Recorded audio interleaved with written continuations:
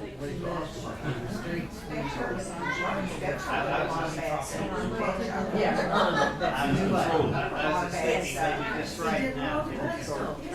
I want to say welcome to the party tonight. We're glad you're all here this evening. And Tom and Susan are away tonight having what I would call a party night. They might fuss at me for saying it that way, but they're having a night out on the town. Susan more than likely got some tickets to some event from volunteering at many of the places that she does downtown. So I'm glad for them. So if you can tolerate putting up with myself here at the introduction and with John going around with a microphone when we offer our questions in a bit, I think we'll get through tonight in one piece. We're real fortunate to have one of our great speakers here with us tonight who participates in our group on a regular basis, Calvin, who's one of four Dallas County Community College teachers who will come in and give us a presentation. They don't all attend the meetings, but he does. And we appreciate that and we enjoy his company.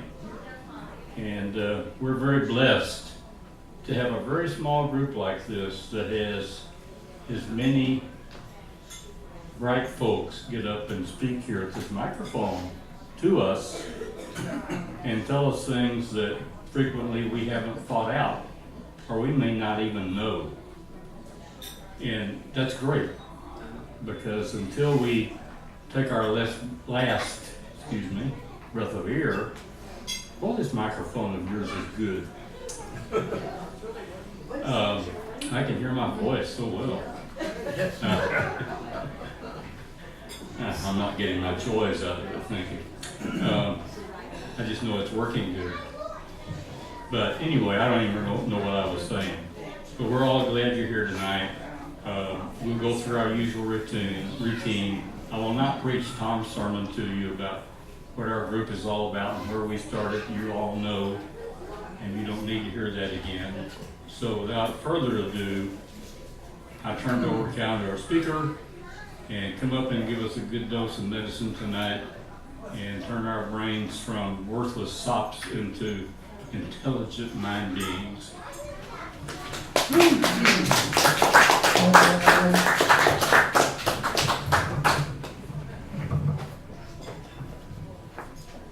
Thank you, John. I think you oversold me.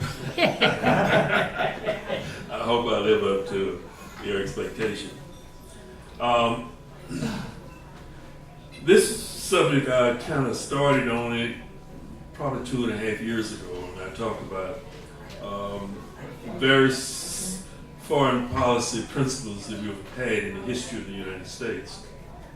And so my question is why we need a new foreign policy in the United States. And that's what I'm going to focus on.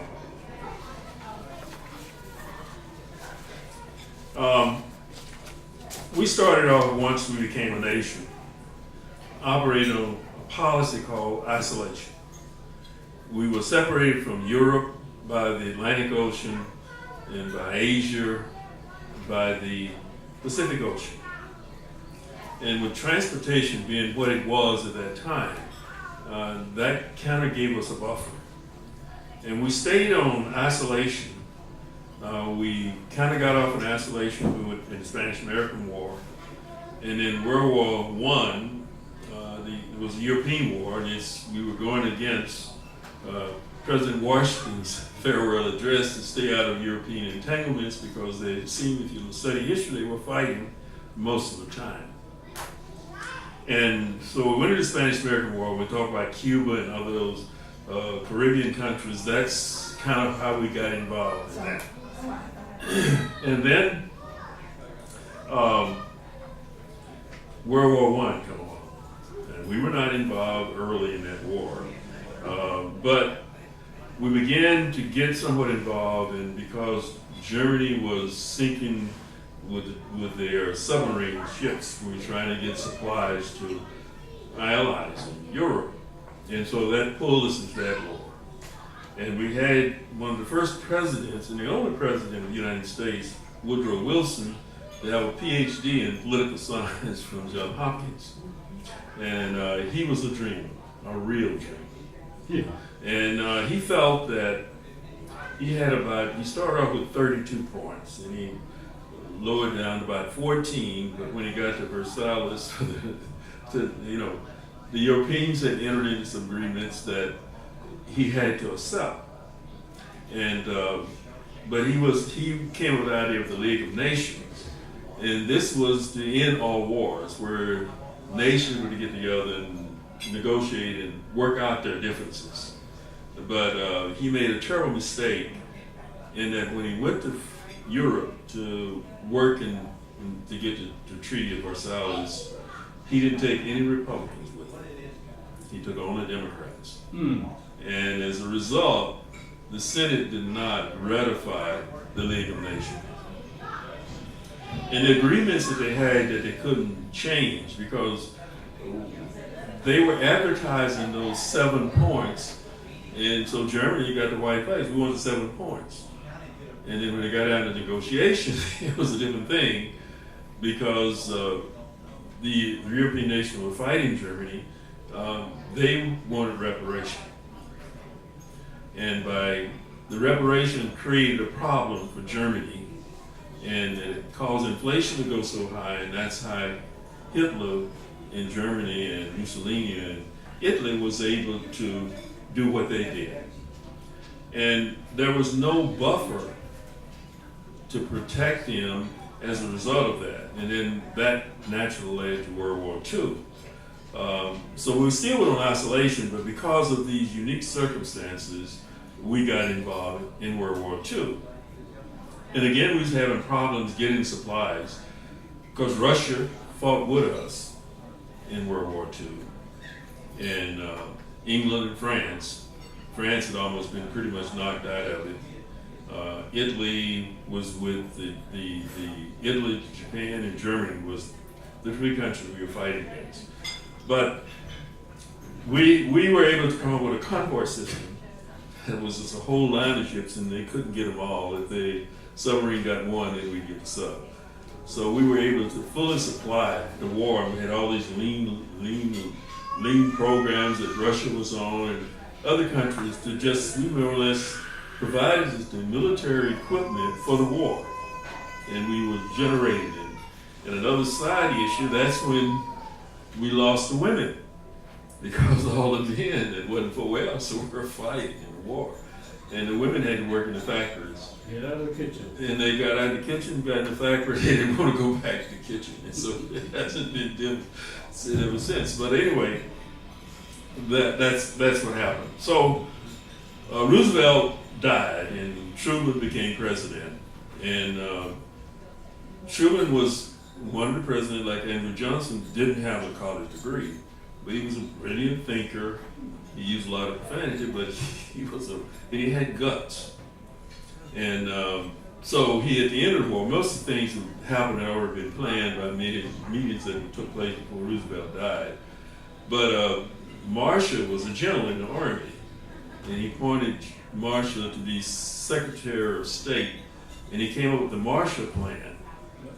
And even though we passed a law for the International Monetary Fund, the World Bank, and one other entity to try to ensure that we wouldn't have the same environment after World War II that we had in World War I. And we really didn't use those documents, we used the Marshall Plan.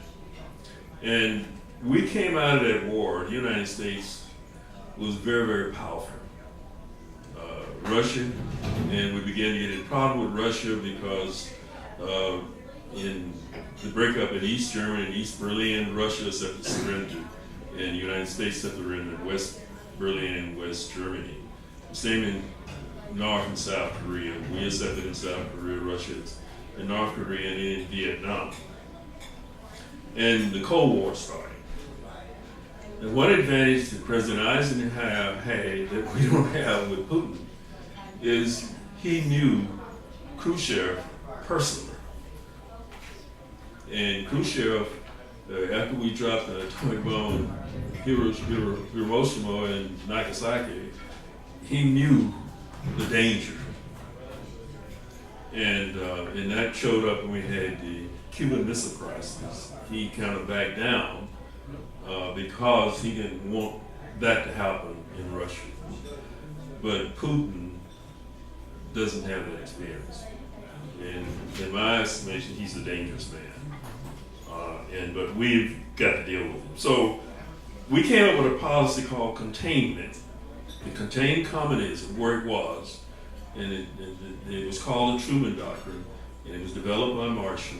It says any nation fighting communism, the United States will support them militarily and financially. And that's how we got involved in Korea, in Vietnam. And the Korean War was different from World War I and World War II because China was intimately involved. And I talked with a number of people who fought in that war, and they said they would fire their guns till guns melted, and then they would be over it. MacArthur was over that theater war, and he wanted to bomb into China, and Truman said no, and that's why he was relieved from his responsibility. Eisenhower, his great skill was to get people to work together. He was good. England had a general named Montgomery, and we had one named Patton. They were hard-fighting generals, and it took a great deal, but Eisenhower was able to get them to work together, and that's what happened out of that. So containment is what we had until George W. Bush was elected president, and he came up with what he called a preemptive strike. And what that meant, that if we thought someone was going to attack us, we would attack them first. And many times we was going at it unilaterally. I want to back up just a little bit. The Senate did not ratify the League of Nations, which was designed to do some of the things that the United Nations was designed to do. But the United Nations was ratified by the Senate. And it created opportunities for people to sit down and work things out. But a critical military component of that organization is security. They call it the Security Council, and it had 5 permanent members: United States, Britain, France, Russia, and Chiang Kai-shek was really the leader of China, and he lost, and he was in Formosa, which is, I can't think of the name right now. China still wants that back as a part of Taiwan. And so that was some of the ripple effects of that. So what happened with that? We had President Nixon. Many people don't. He was a strange gentleman, but he took a lot of risks. But he created detente, which created a peaceful coexistence between Russia and the United States, and started working on something similar with China. So detente was something that he created. And he also was for a national health insurance program. He put 3 or 4 pieces in place for it, but he got in trouble, and that went by. President Carter was a strong believer in human rights, and that he wanted everybody to be democratic and everybody to have freedoms, and that was his doctrine. And President Reagan's doctrine was to support anybody financially resisting communism, but not militarily. And Clinton was promotion of democracy and free markets. That was his thing. And the preemptive strike was what I indicated. And so that's the experience of Afghan and Iraq. And we've been involved in those wars longer than any other wars. And we're going to have a huge number of people come back with problems. They had something on 60 Minutes. When these vehicles are blown up, they mess their brains up. And they will die. And we have a large number because it's not been, fighting like we did in Vietnam, Korea, and 2 World War Is. That's the kind of fighting that we do. And so it's created a real problem. President Obama tried to diplomacy. And we had some success in Paris Climate Accord, the Iranian Accord, in open up relations with Cuba, which I thought should have been done a long time ago. But you know that we are pulled out of those under President Trump. President Trump campaigned some way that George W. Bush did in 2000. He was saying we were too involved, and he was going to pull back from it. But the ironic thing is we are more involved now than we were before. And President Trump campaign promise was disengagement from foreign interventions. And you know, his term is not over. I don't know what will happen, but he still deals with that. President Trump is the first, in his first inaugural address, in every major speech since our president, has cast the world largely made by the U.S. as its greatest enemy. President Trump referred to during his campaign as the global power structure that is responsible for the economic decisions that have robbed our working class, stripped our country of its wealth, and put the money into the pockets of elite corporations and political entities.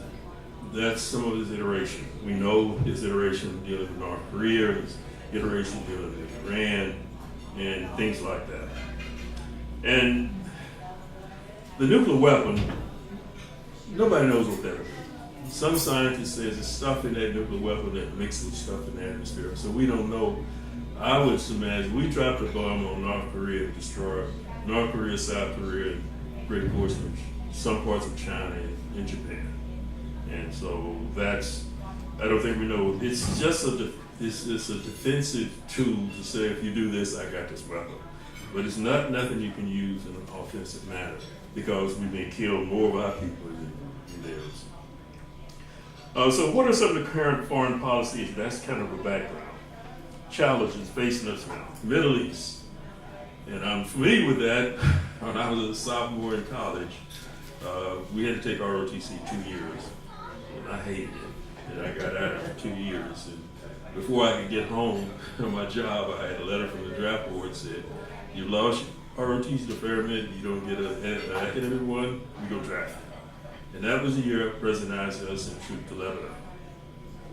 And our little discussion groups, when we got back to Prairie, we looked at that. And some of us knew a little bit about the Bible. We were not theologians, but we did know that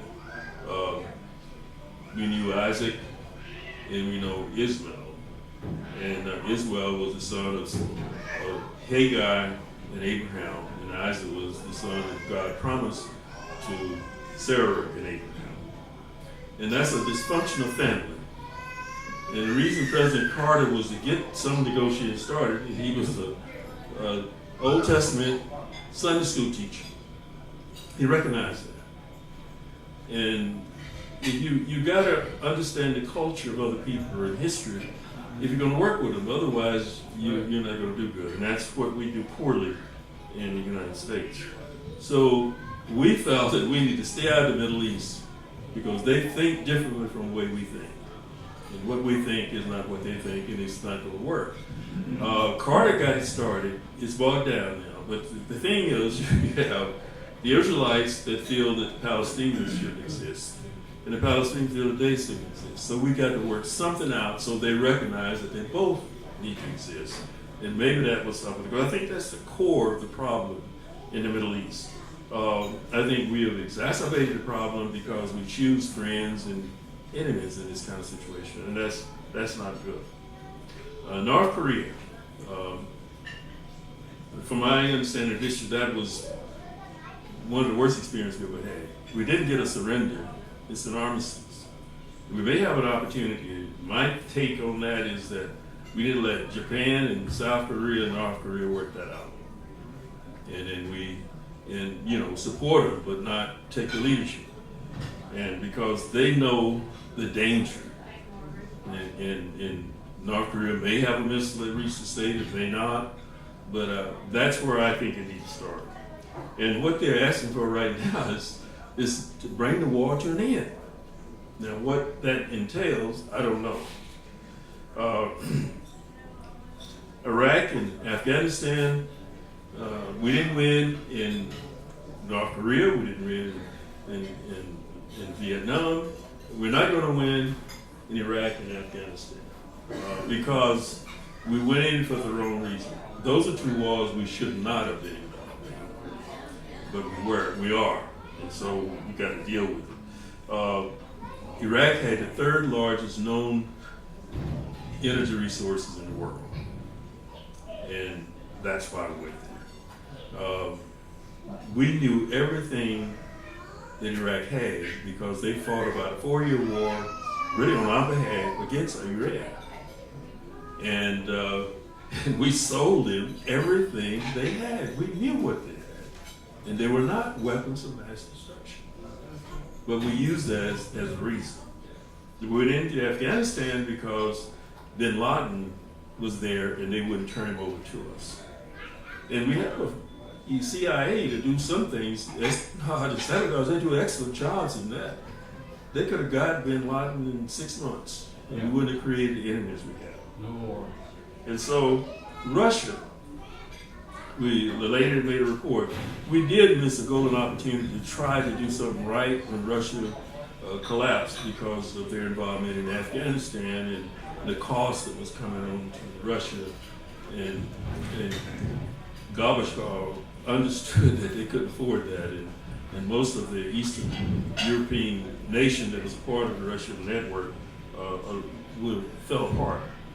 We didn't do what we should have done.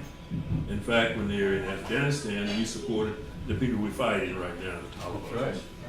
Right. And so that's what it is. Now, China's situation is more complicated. China needs a market to sell their junk, and we're that market. They loaned us a lot of money. And so we really, it's kind of common law situation. What we're doing now is not going to work. We knew after World War II, tariffs don't work.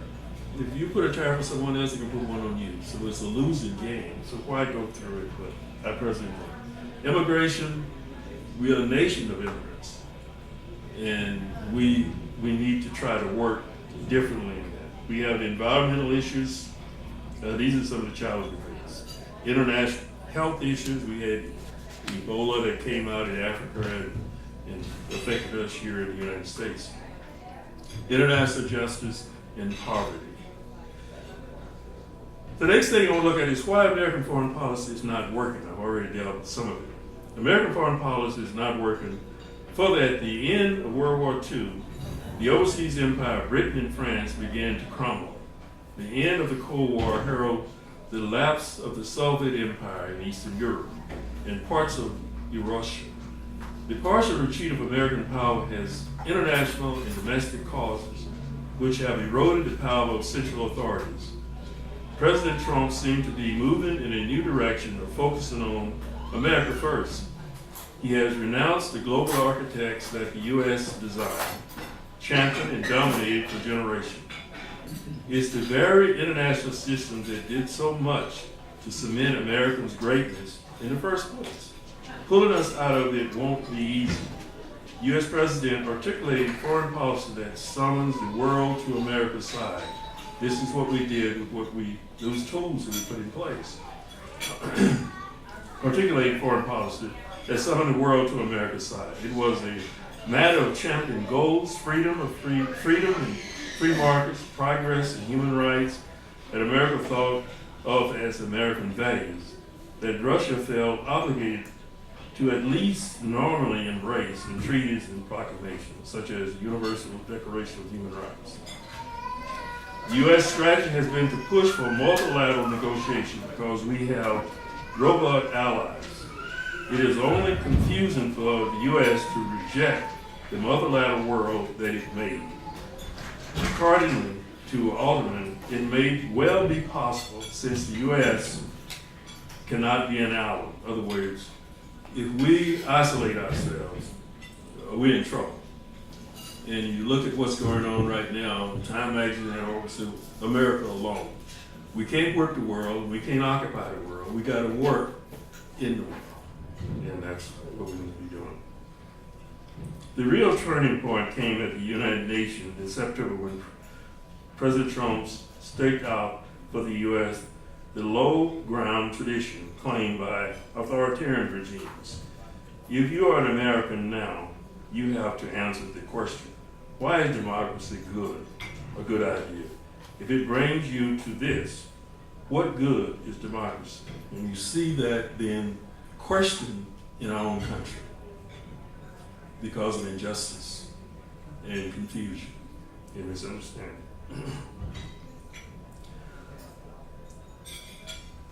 And the world wants to know if the results is President Trump.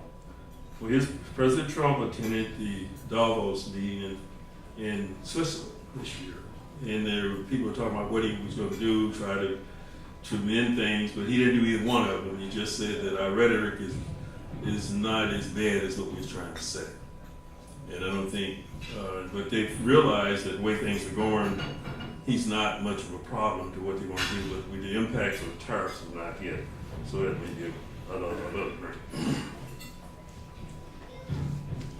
So Trump needs to understand, President Trump needs to understand that globalization is, in many dimensions, is not a choice but a reality. We live in a globalized world. We've got to learn how to operate in and be competitive. U.S. can, at significant cost, close our borders to people and trade, but it cannot wall off the nation from computer virus, biological virus, or greenhouse gases, and the effect of climate change. Nor can our nation be made, we can't be immune from missiles or terrorists. The real question is, what nation will assume the leadership role currently held by the United States in the future?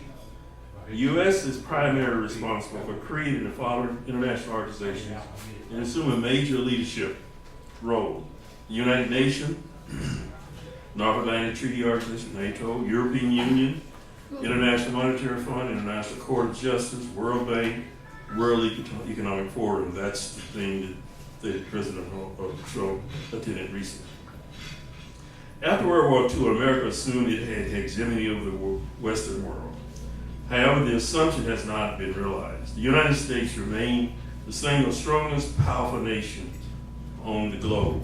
Although because of diffusion of central authority and new democracies everywhere, the spread of chaos in the Middle East, in Northern Africa, and the rise of Russia, China, and Iran, regional hegemonies, all worked to constrain the projection of American power. Further, the end of the Cold War healed the lapse of the Soviet Empire in Eastern Europe and parts of Eurasia. President Obama's foreign policy principle was diplomacy, and there were some successes, which I mentioned earlier: the Paris Accord, the Iran Accord, normalization of relationship with Cuba.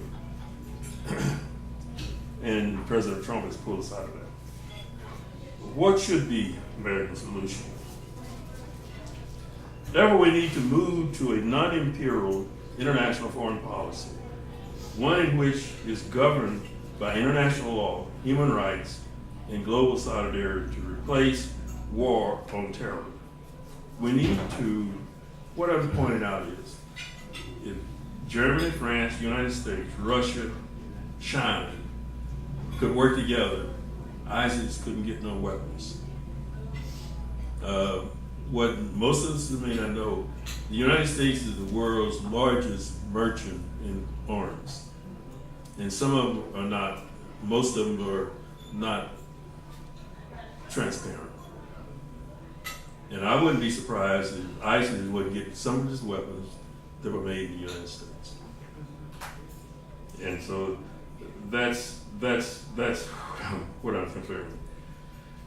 We are more networking into the world than any other nation.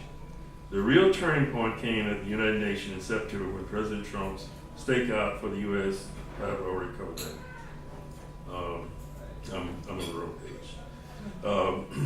We need to reduce the defense budget and ending wars, occupation, and climate injustice that are generating the world's refugee crisis. A new American foreign policy must be broad in its vision and scope, and with a purpose relative to what is in our national interest. not what's in the national interest of the multinational corporation, but what's really in our national interest for everybody. Further, it must acknowledge that wars cannot defeat terrorism. A progressive foreign policy means ending the economic as well as the political privileges of military profiteers. Eisenhower warned us, beware of the military-industrial complex. They can't really make real money unless we have wars. And think about how well they've done the last 15 years. At our cost, we can't afford health care, we can't afford a lot of infrastructure, nothing because we put it all in war, and it's a failure. It means lifting up diplomacy over war and rejecting isolation. The United States owes a global debt of support to people in countries around the world.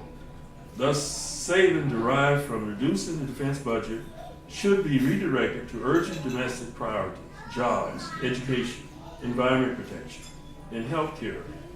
Our new foreign policy would vastly increase the humanitarian support for refugees and others displaced by war and climate crisis.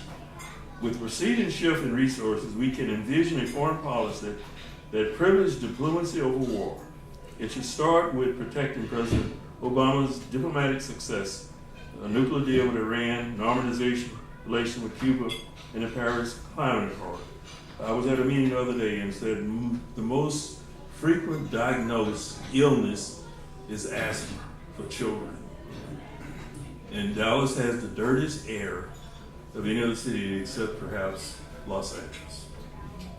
And that's adding to our healthcare costs and creating problems. Asthma is tough, and respiratory diseases that stem from that can be tougher.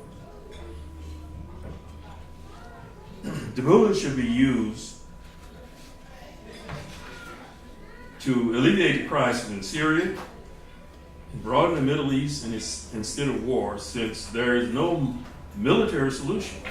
America should work with Russia in finding a solution to the Syrian War and for a permanent ceasefire and pressure their respective allies, Saudi Arabia, Turkey, Jordan, Qatar, United Arab Emirates, and the armed Syrian opposition.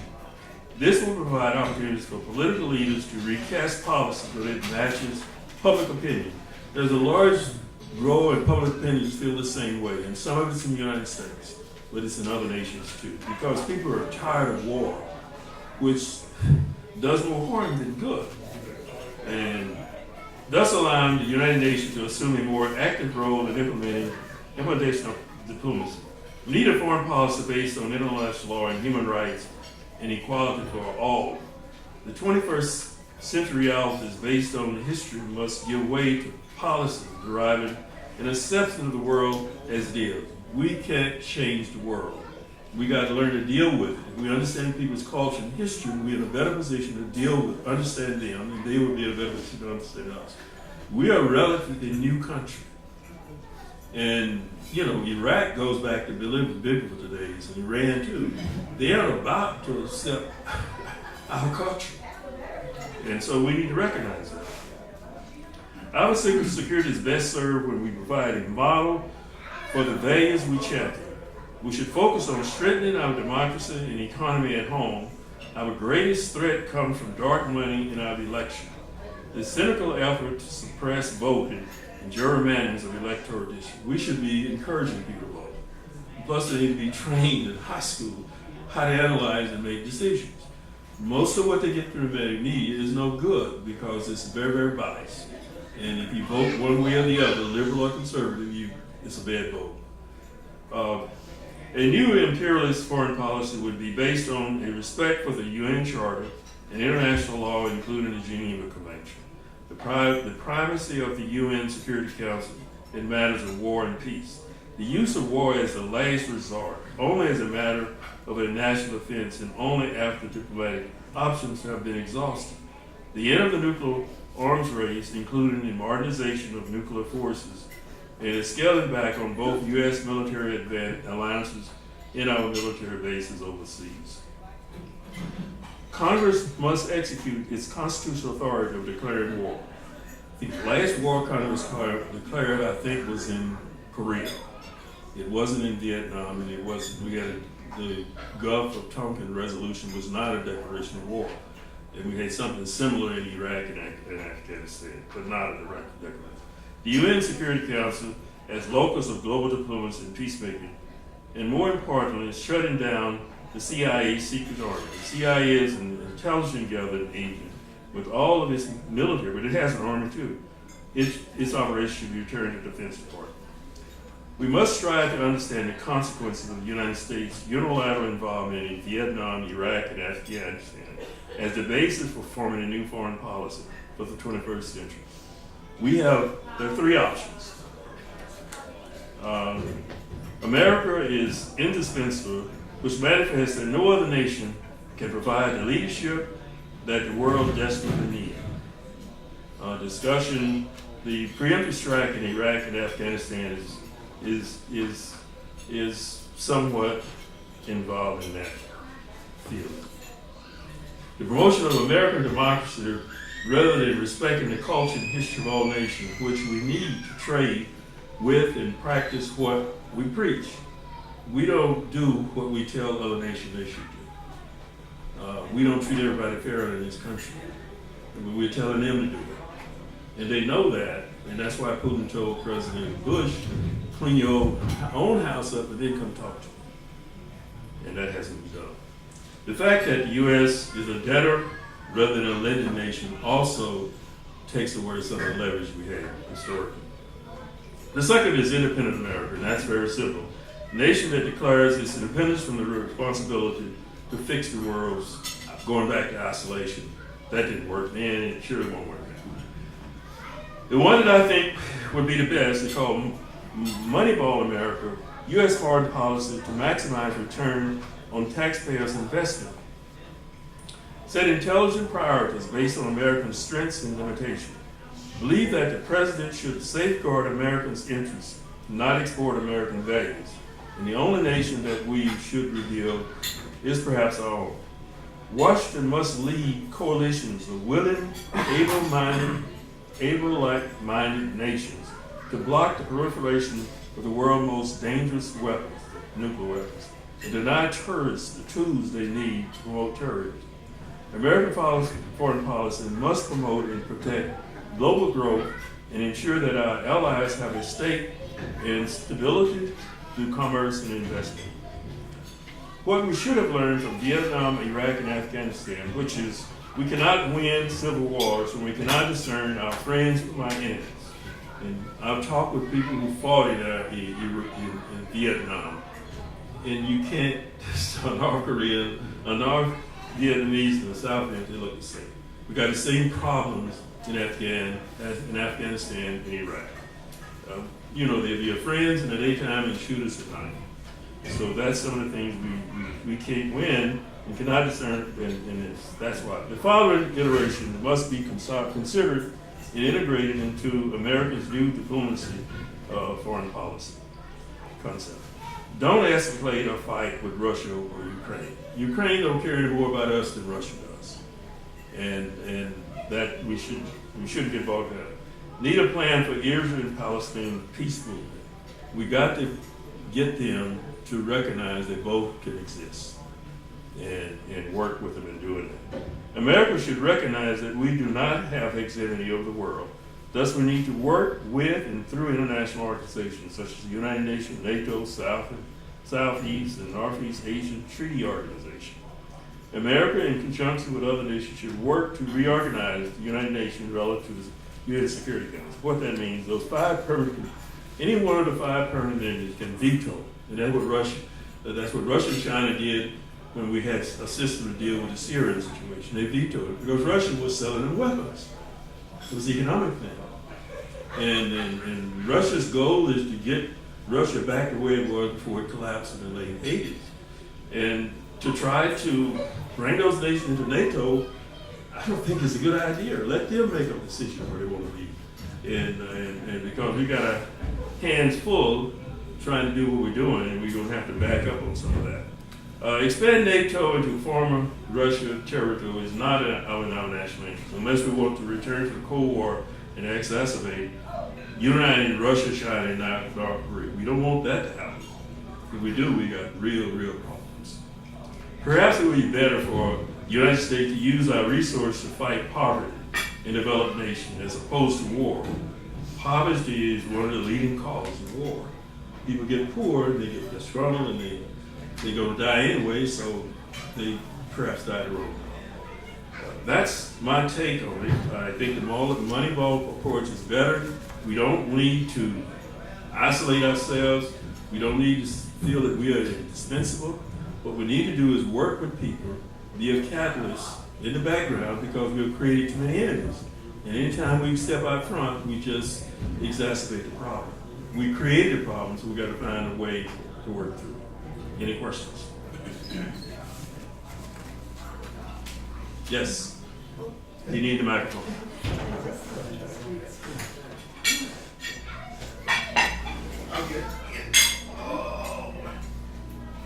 He's trying to get it to work. The inside switch, the outside was on. Yeah, the outside one is on, so it should be. Green light, Green light. should be working. Tap it or say something into it. Let me see it. Yeah, just go. I think that outside switch is probably slid down. You probably can talk louder enough so everybody can hear. Yeah, we just want it to go on the tape. Yeah. Build up tension, anticipation of my question. You know, I guess I'm only. Do speak into the mic now that we have it on. Do speak into it. Right here. Is this good? That's better. Yeah. Okay. You speak poorly of Putin, and a lot of people speak poorly of Putin, and I always question this. The reason why I question this is my understanding is that Russia is certainly not the Soviet Union anymore. They promote, they're promoting Christianity, they're promoting the family. Putin wears a cross, and if you choose to, you can listen to Putin's speeches, and by any measure, he's certainly not a thug. And he'll do press conferences for hours, and you can ask him any question, and he'll just tell you what he thinks. He seems very translucent, and I always find it difficult, transparent, and I find it difficult why people hate him so much or distrust him so much. I mean, his response to a lot of it is you have. He says to the United States, you have 100 bases surrounding me. I have 2 bases outside of Russia. You have 100, and they're surrounding me. You've invaded God knows how many countries, but you accuse me of being the aggressor. I mean, what Putin says makes somewhat simple sense, and it's hard for me not to believe that we just need an enemy, and Putin is the convenient enemy. And so my question again is, can you give solid examples of why you distrust Putin so much? And just to repeat the first one about the Crimea, it's my understanding the Crimea, through the United Nations, voted to leave the Ukraine, and then they voted to become part of Russia again through 2 UN-sponsored measures.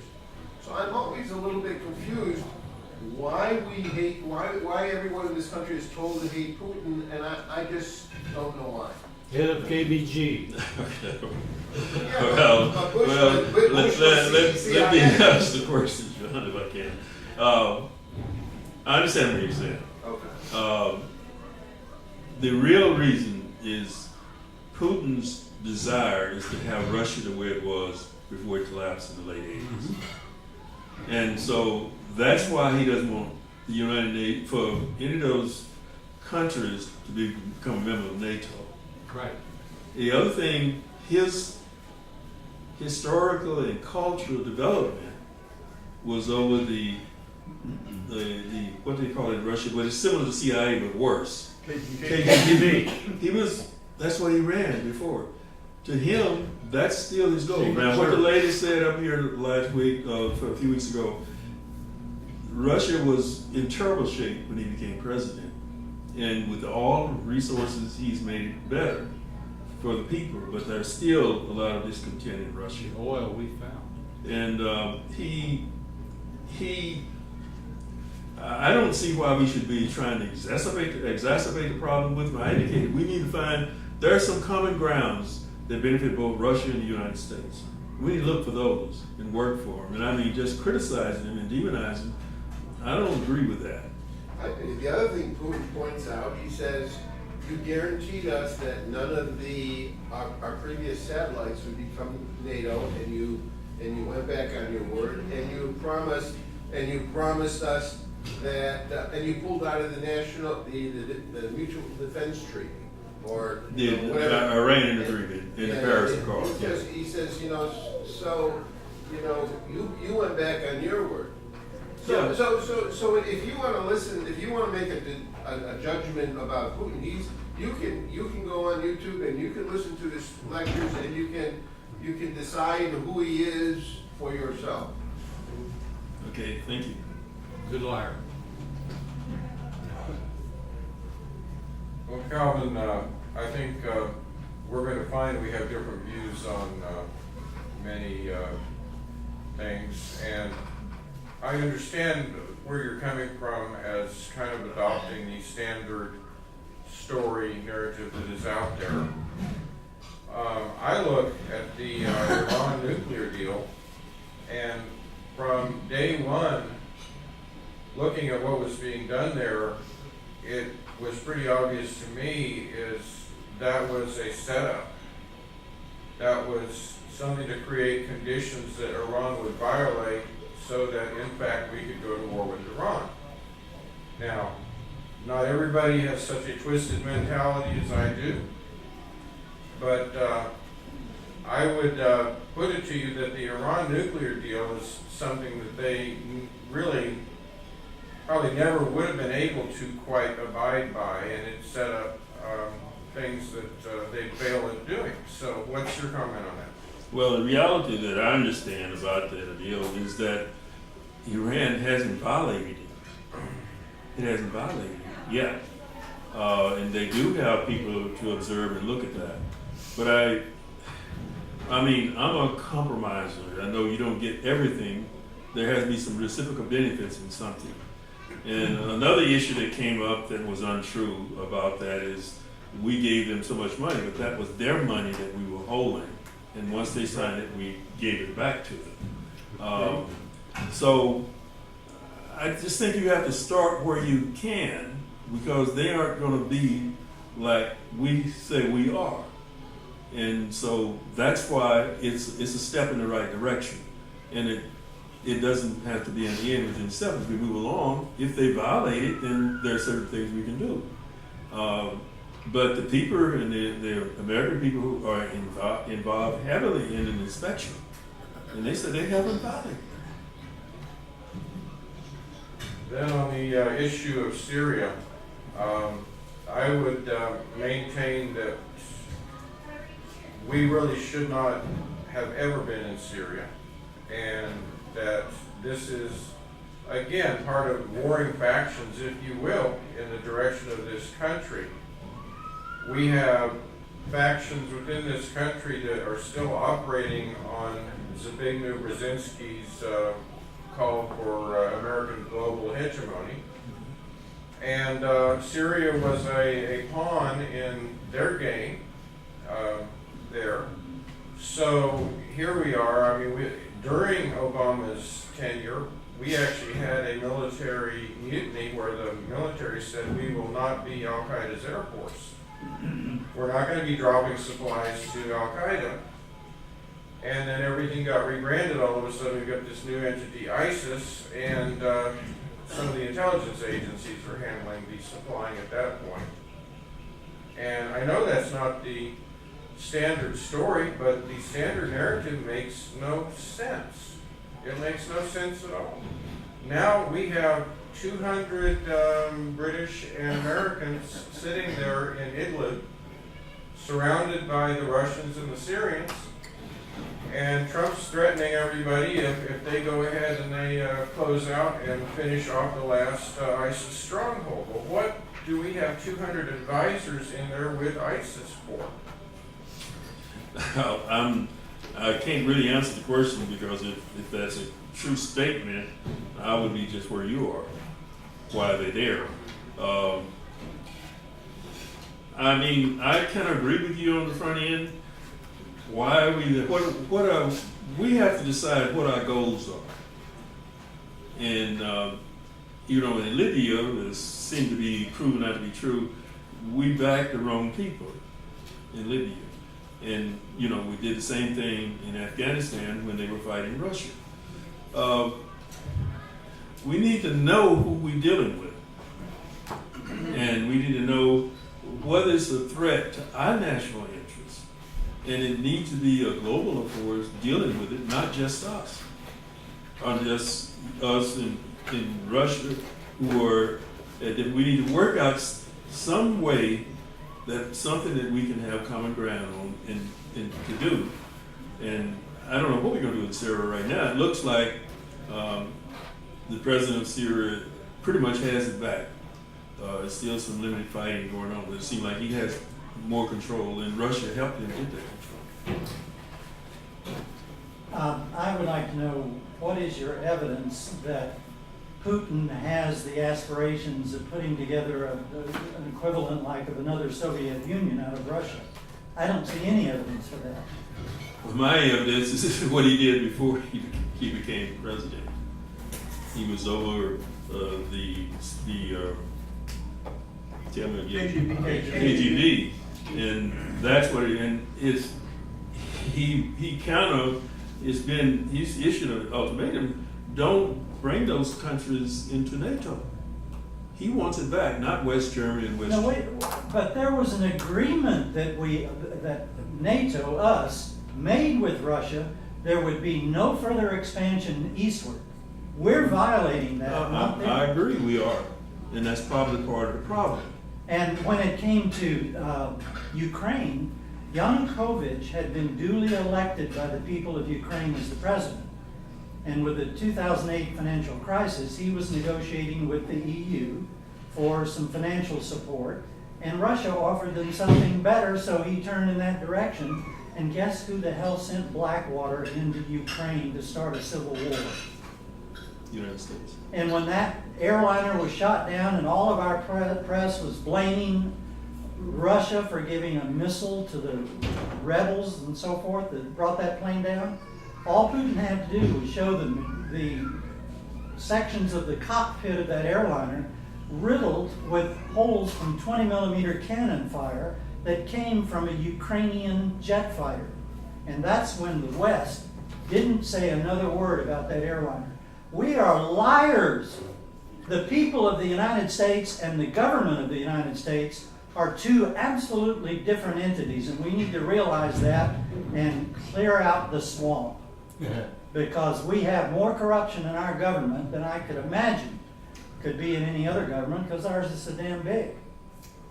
Well, I mean, as I indicated, a lot of the weapons that the ISIS have are American weapons.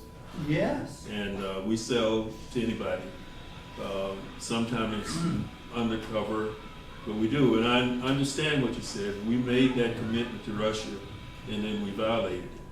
And I think that's what has exacerbated the problem. We need to go back and try to correct that and leave that alone, because it's really, with the proximity to Russia, to Ukraine, they're in a better position to do anything we are, because another country had some problems and Russia was supplying them with oil. And, we at the time, we didn't have surplus oil here. And, but we were trying to encourage them to go with us, but they eventually went with Russia because they are in a better position to do it. I don't defend a great deal of the things that we have done in foreign policy. We have not been fair. Our foreign policy is based on what multinational corporations want. That's right. And what they want is not in a national interest, which I indicated earlier in my remarks. Yeah. Now, a lot of blame has come on the fast and furious gun, I don't know what you call it, the gun situation there, where guns were being sent into Mexico. But it didn't really start with Eric Holder, and it didn't start under the Obama administration. It actually started under a different name during the Bush administration, which is something that I think is important to emphasize. Just as on 8/8 of 2008, we had Cheney's war in South Ossetia. And that was an act of aggression against Russia. The strange factor about that is we actually had the Georgia National Guard who were supposed to be returning to Georgia, and they sent them to Georgia. And so, I mean, it was such a screwed up, manipulated thing. And then, of course, the Russians basically said, we're going nuclear. We have nuclear missiles here. We will go nuclear. And then Cheney backed down. But I mean, what a sad situation. I agree. I mean, you remember the situation when President Reagan, at the end of his term, Colonel somebody was involved in some things he should have been involved in, and we learned, this stuff didn't just start. It's been going on a long time. But the American people need to understand what's going on and try to let people who do a better job. That's the only way to do it. As long as we let the status quo continue, and I'm not recommending I think a revolution would be the worst, a civil war in the United States would be the worst thing could happen. But we need to get people who have some principles and ethics in office. And that's what we need. We just don't need to be going where the money is flowing, because multinationals, they have it and we pay for it because we buy their products. That's how the Koch brothers have a lot of money, and another gentleman is a Democrat that has a lot of money. That's how they got it. We're actually paying it because we buy their products. Yes, you didn't touch upon the problem of the sort of rogue CIA operations around the world, which basically seem to be fostering the interests of the multinational corporations, which are not aligned with America's interests mostly. And so that was one. Also, you have the apparently the whole intelligence apparatus that Trump is denigrating seems to be sort of gone off the rails. So that's another issue. So I mean, is America, in fact, and actually, also what's happened is the State Department is being depopulated, and so here you have the country now operating seemingly blindly, led by a blind person, it seems. You didn't touch on the ramifications of those issues. Well, I did say we need to take the army that the CIA had away from them, because the charter of the CIA is espionage and sabotage and stuff like that, intelligence gathering, and that's what they need to stick to, and that's what they've been trained to do.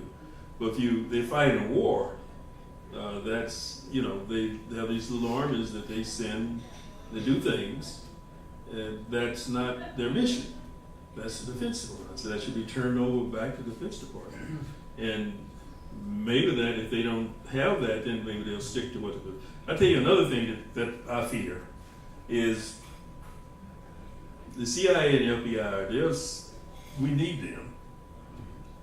But you can't, it's unwise for a president to criticize publicly. It's very unwise, because those guys, they know a lot of stuff that nobody else knows. And it's not a good thing. He need to try to appoint someone, but he can appoint someone it'd take them a long time to get a handle on what that is. And I don't really know what the expectation is. Intelligence gathering is what we need. And it ought to be as good as we can get. But using them to fight wars, those small wars are stimulating. We're the problem we have in Iran. The CIA started a war and kicked them out and put the Shah in power. And that's not the first time it's done that. So there ought to be some integrity somewhere, and we ought to deal with what's in our national interest. We cannot control the world. If we could, at World War II, we could have defeated Russia, but we couldn't occupy Russia. So that wasn't an option. Last question. Do you have any idea of why are we fighting the Taliban of all people? I mean, what grievance do we have against the Taliban? Okay. We supported the Taliban when Russia was fighting Afghanistan. Trained them. And trained them. One of Congressman Wilson from Lufkin was eminently involved in that. And I'm certain he was doing it with a commission from someone in the Defense Department or CIA. It just seemed like we make bad decisions. Now, what bothers me about Afghanistan, it was the Taliban and the Northern Alliance was the other group were fighting before we got involved, and they were almost at a standstill. And so when we went in, we used the Air Force, and that gave the advantage to the Northern Alliance. And I don't know where the Northern Alliance is now. Where are they? What happened to them? I think someone of that group ran for president and didn't win, and they're probably the Taliban now. So we need to make better decisions on who we help. And because we ultimately always have to end up fighting again. Just a brief comment, then a question. Everyone demonizes Putin, and everybody, there's a tremendous amount of demonization of Trump. And they said, when he's first elected, he's just a madman, he's a man-child. How could we have this imbecile elected president? He's a buffoon. Okay, but we've had 2 years now, and we can judge him on his deeds. So the rhetoric of we all accept that Trump is a buffoon, we don't need to do that anymore. We can look. Did you want to be in the TPP? Did you want to join the Paris Accords? Did you want to have the highest corporate tax rate in the world? I mean, you can say yes or no, but those are the things that we can start talking about in terms of Trump, because he's done a bunch of stuff. This stuff that Trump's a man-child, he's an imbecile, that was a long time ago. We can judge him on his merits. But the question I have for you, do you think that basically when President Kennedy was killed, that was effectively a coup, where the CIA effectively said, we're in charge? Remember, Kennedy wanted to get rid of he was diminishing the power of the Fed. He wanted to break the CIA up into a bunch of smaller compartments because they were getting too much power. And after that, we had Johnson. So do you think after that the CIA made sure their guy was in to the greatest extent as possible? I mean, I've heard those conspiracy theories from almost the time he was assassinated. I know that the mafia may have had some concerns about Kennedy because they were really responsible for him winning the primary in West Virginia, and then Robert Kennedy, as Attorney General, really hit them pretty hard. And I'm saying it could have been, but I don't have an idea of what happened. I don't think LBJ was involved in it in any way. He may have been, but that's my thoughts. And do you think we've continued to have free and fair elections since that time? I think the elections, what makes you think elections are not free? The federal government doesn't run elections, states do. I listen to so many people about, I could talk to you about why I would believe that they are not necessarily free and fair, but that would take a little time. Well, from statistically speaking, how the votes come in and things are happening that you wouldn't expect if it was if the votes were coming in randomly. I'll show you after, but there's a few different reasons. well, I mean, there are probably reasons you think that. I worked the polls. I worked the polls a number of times, and the count is pretty accurate. Now, people who vote early, they don't have a way of validating it. But at the end of each day, we count. We know how many people voted. If you're doing a primary, they're both in the same buildings. You have different machines for Republicans and Democrats. But the count is made and then report a count throughout the day. Do you have a problem with a hand counting? Or Well, it's really not. a paper track? Well, with the hand count, that's what they have the paper track. They say they don't have them in the total machine. But when you vote on the election day, you go in and you vote through it. You do your ballot and you push it through a machine. It counts. That's Well, here in Texas, yeah. So think that's the way I would it's assume done. it's pretty much done that way all across the country. Just based on my observation, and I've worked not downtown, at the county election bureau, where we check all of that stuff. I think some of the reasons why we think there's fraudulent, there's fraud in the elections is that all the states or all the areas where it's hand counted comes in a very predictable way, and where it's all computerized, it doesn't come in the way you would statistically expect it to come in. So the hand counting places are behaving nicely, whereas the computer counting places aren't. And I'll show you. There's a guy who I heard Dave Janda, I think, does a lot of it. No, I'm sorry, Chris Martinson. I don't mean to take a whole lot. This is still Q&A, so. Yeah. Yes. What do you think of, remember Laura Presley, who came here and lectured on voting fraud and all? In Florida, Austin, yes. Yeah, she has been exposing that all over the state. Yes. There is not fair voting in this state. Well, I have a friend who used to be working hard in the Democratic Party, and out here there was a little district somewhere in this area that he saw them switch the vote back. no, there have been all kinds of things to come up. They said that in the early voting that they had a machine that you would vote Democrat and it came back Republican. I don't know about all that stuff. Electronic vote counting machines are electronic vote rigging machines because they can be controlled from satellite. Yeah, they could be, but I don't. They can be. Well, I know I said they can be, but And whether they nobody are. who's got a lot of money is gonna pass up that chance. Well, look, right now, a majority of the states have Republican governors. And when they talk about irregularities in voting, which the president articulated after he won, most of the state secretary of states and the majority of Republicans said no, there wasn't. And all I know is where I've worked.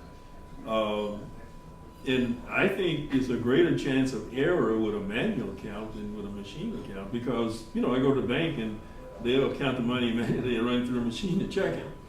I know it can be manipulated, but whether it is or is not, I'm not sure. So, what do you make of the fact that the U.S. Deliberately seemed to go to China, which was a totalitarian country, and pour largesse into it? Why didn't it go to a democratic country like India? You would have thought that would be the natural thing to do. Is there any reason why they chose China? Well, NAFTA was designed, and some people made this statement earlier, that, multinational corporations plan. They plan to make things happen. If the government plan, they say it's socialism. And so the government backs away a lot of time because many of the things we do is reacting rather than proactive. And that's not getting to your real question. But you need to go back and look at the vote to give China most favored nation. That was probably a rigged job. And because the multinationals wanted, they could get cheap labor. NAFTA was supposed to shift stuff to Central and South America, and the idea was if they paid them a little bit more money, they would stay there and wouldn't come here. That was the planner's decision. But as soon as it got going, they shifted most of it to China, because that's when China got it. And so I think that's where the problem was, and I think it's clear that the multinational wanted there because they get cheaper labor, and that's what, and in the Congress, they do what they want to do. Yeah, but the funny thing is, I mean, India's got bags and bags of cheap labor, you know, and also they're bribable as well. So, You know, I mean, were they able to bribe the Chinese more than the Indians, perhaps? I think less, probably. A lot of the computer stuff is done by India right Sure. now. A lot of that's done by India. And, you know, I had a problem with my computer this week, and I started through AT&T, but all the people had an Asian accent. And I didn't get no answers to my question. Right. And at the end of the day, I went from 11 to 7 and still had the problem. So the problem was mine because I didn't have a smartphone, so they couldn't send me a text. And my computer, I couldn't send and receive emails, so they couldn't send it that way, so they want to send it by mail. That's too slow. And so I got my tech on, and we got it fixed last night. But I asked myself that question too, because, you know, India and Pakistan were controlled by England a long, long time. And they spoke English. And they speak English, because I remember asking one, so why do you have an English name? She said, well, England controlled us for so many years. And that's why. So it seemed that we would have had, from a language standpoint, a closer contact with them, but I don't know. I just think that the multinationals buy our legislators out, and they do what they want to do. But I mean, you know, you're a student of political science. I mean, what was the imperative to pump up China? You know, I mean, hand over secrets and you know, technical knowledge and gobs of I mean, what was the imperative? It doesn't make any sense. To me, it doesn't make any sense. It happened, and how can we fix it is what I'm thinking about right now. Yes. John? I think I know the reason for that. Tell us. India is basically a democratic republic with a caste system still in place. Yeah. And so, as American businessmen, we have to go over and do business with individual Indian businessmen or women, business persons. And we have to come to whatever kind of a deal we can come to with each individual company to do each individual thing. In China, which is still controlled totally by its President. administrative government, we can go over and make a deal with the country, and then every freaking company in the country of China, I can't speak, must do what the government tells them to do. So if we can make a deal to sell Buicks in China, which we've done, then Chinese are going to buy Buicks. So it's a real simple concept. The power flows down in China, while the power tends to flow up in India from the individual business people. The government of India may run the political system, but they do not run the individual businesses. So we've not been able to get that blank check with one signature in India that we've been able to get in China. That could be tricky to the bank. I think that's, I ain't thought about it, I think that's pretty much what it is. Is because once they sign an agreement, you got it, but you would have other elements and problems in India. And like I said, it's the multinational corporations thing, and we just created a vehicle for them to do what they want to do. And that's probably why they go, because they make more money. Yeah, so basically, is what we all know is the multinational corporations love dealing with totalitarian countries. Yeah. That's right. And, you know, but you see, that flies in the face of free market, free trade, and everything else, right? They're supposed to espouse. That's why I said that. That's why I said we need to practice what we Do preach. business with the devil. We need to practice what we preach. That's why I said that.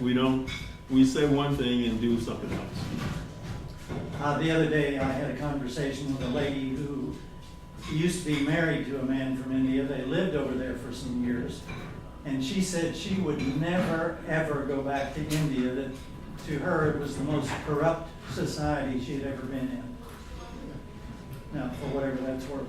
It may be true. It may be true. I mean, they have some issues in India I don't like, you know, like the extremely severe caste system, and those people are just excluded from everything. But it started in England.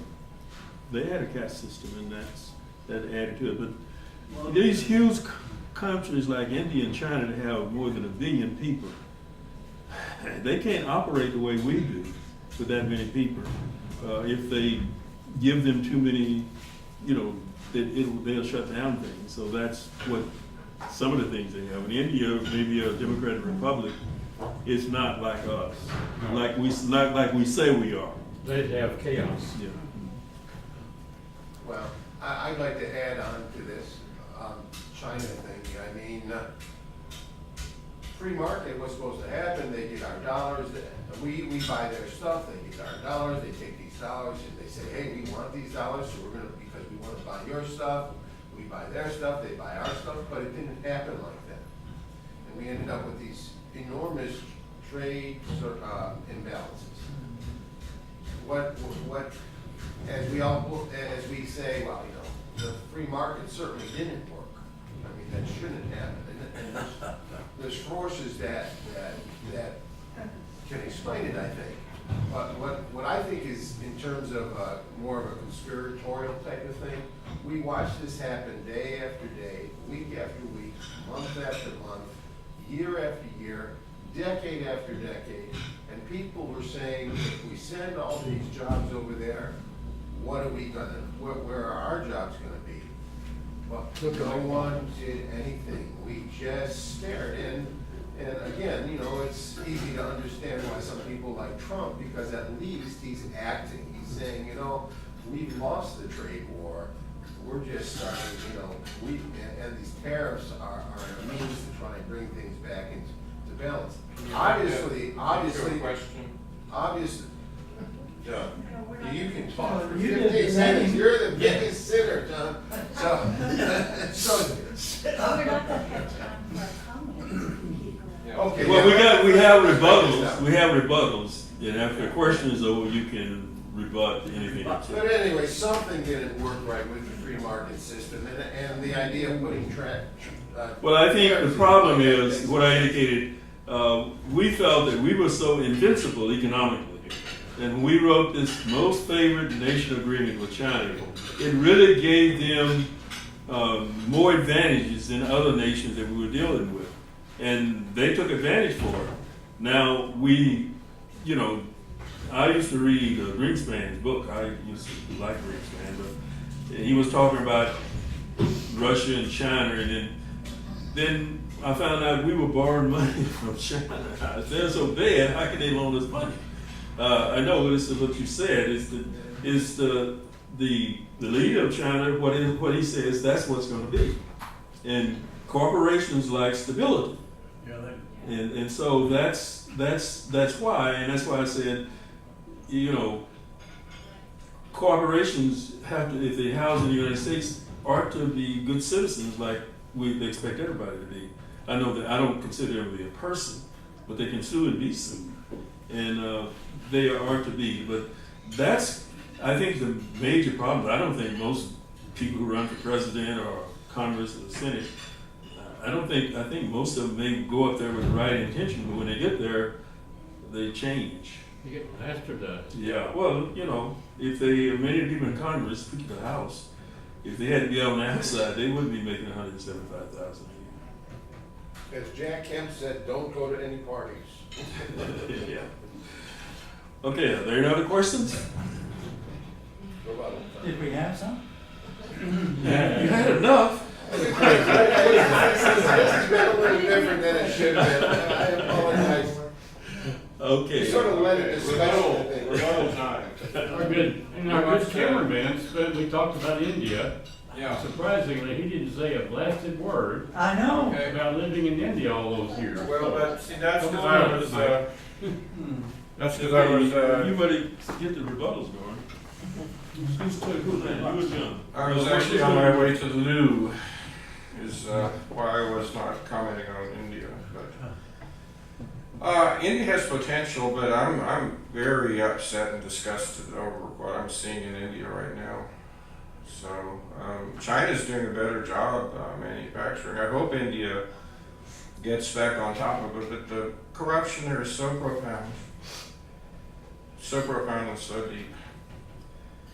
So hopefully they're able to drain their swamp there, because they really need to.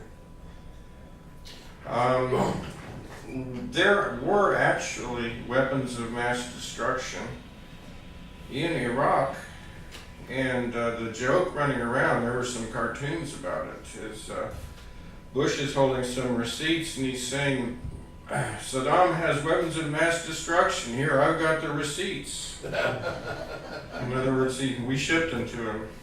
And some of that was sarin gas, and a lot of that got blown up at Camasia. We had a lot of people who had health problems related to that afterward.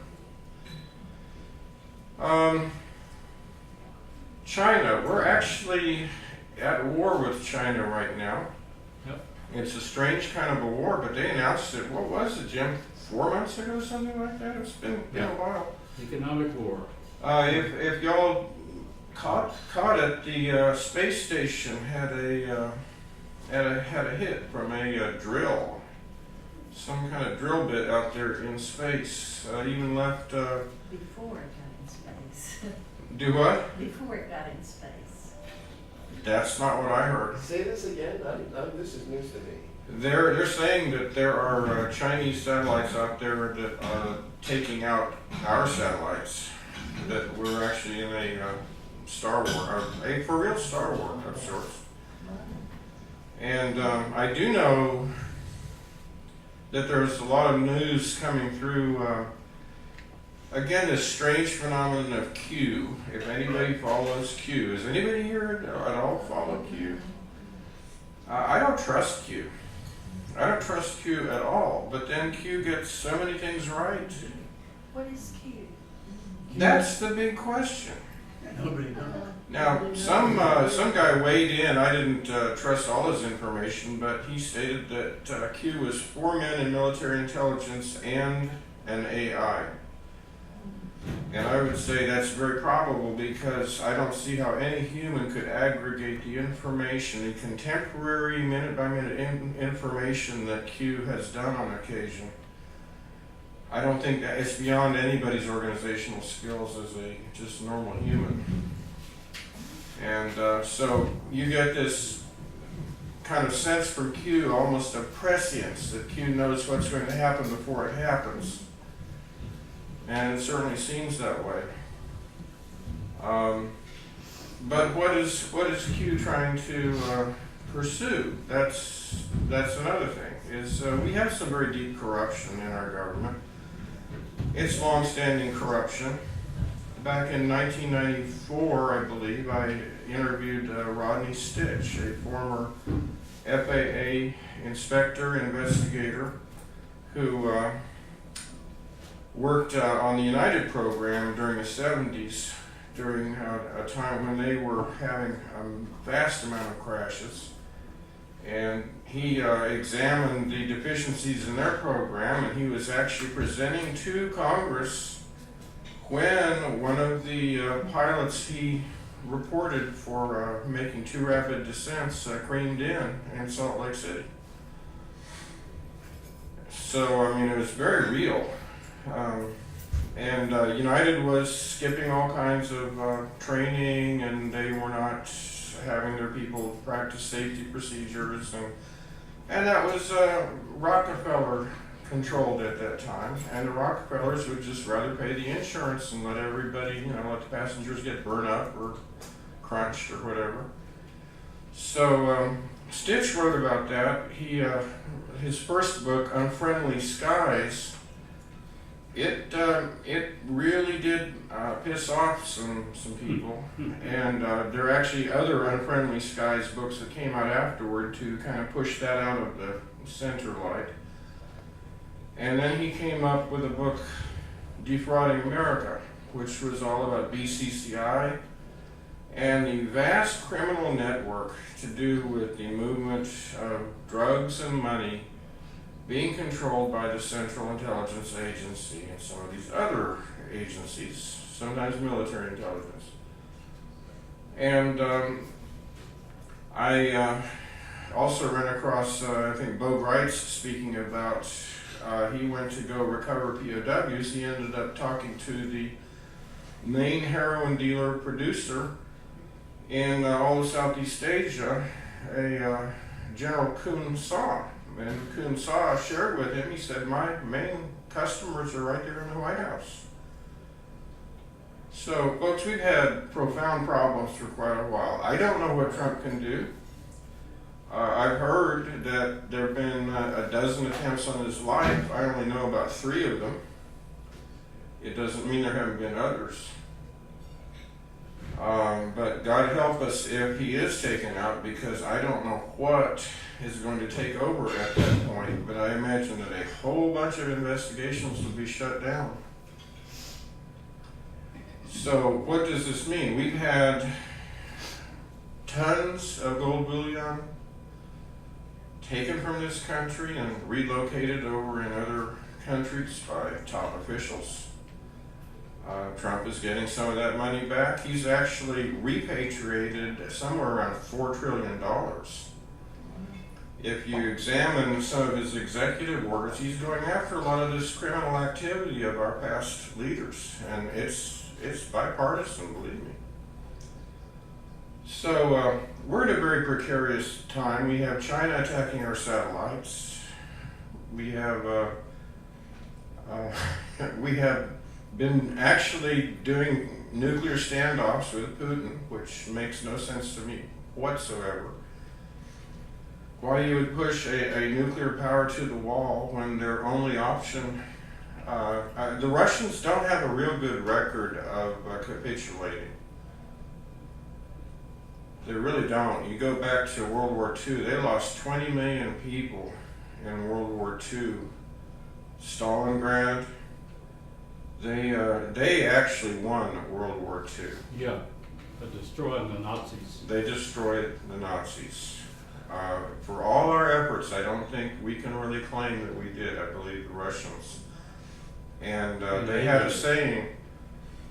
They had a saying, something like 1 yard, 1 Russian, or something like that. But basically, it was like it cost us that much, but we kept our land. So, and Putin is back there saying, look, Russia is vast. It has a problem about, warm water ports and a few things like that, but they have more territory than, it's a huge amount of territory and resources. So, I don't think they really need, I know that some of the, one of the big, real tragedies of World War II was what happened to Eastern Europe. And them going under the Iron Curtain and the oppression. And that's after we supposedly won the war against the fascists. And then, half of the Europe there is going under an absolute fascist Stalinist regime there. So we look back at our leaders, and one thing I noticed this. I think I saw the pattern with the Theosophical Society. I started studying, and they talk about how they are a study of comparative religions and this, that, and the other, and then you find out they're off busy trying to find their own Messiah, their own Maitreya, so that they could come in and be the world religion. Well, I see this same thing going on with the United Nations. It was organized to be a peacekeeping group, but they're really wanting to be their own world government. And, you see this time and again in things they're doing. The Paris Accord was, the U.S. has to control their pollution, their emissions. Who gets the free pass? China and India. Yeah. So it's one of these things where I understand why we are backing out of some of these treaties. I'm not in a position, know enough to, really comment on the wisdom on all of the different aspects, but I think we need some real prayer. We're in a time of very rapid change here, and it's got to go one way or the other. It's really got to go one way or the other, and either many people are going to get locked up, or we're going to have a real problem. Did you want to go? No, you go. Sorry about the 5 minutes, sir. Yeah, you too, Sean. Well, I was a little disappointed in your presentation because I expected there would be more that I would disagree with. Janet. I think personally that one of the greatest things that could happen in international relations is a close working together of the United States and Russia. I think that would be an excellent thing, and I think just because Putin came from the KGB doesn't mean he's an evil man. He is trying to promote Christianity big time in Russia. They have spent the equivalent of millions and millions of dollars to refurbish cathedrals and build new ones. And this is a big, big point of his that he's very much behind. I think that, I have a friend who says he has a friend who is a personal friend with Putin, and he'll fly over there now and then, and the two of them will sit down and talk, and he says he's just very friendly, and he's hoping we have better relationships, and he speaks English very fluently, and it's just a different picture of, he's KGB. I mean, I look at people from our CIA. You know the largest drug peddling organization in the world? It's the CIA and the Defense Intelligence Agency, those combined. They are the largest drug peddling force. That's what the war in Vietnam was all about, was getting the, heroin out of, through Vietnam.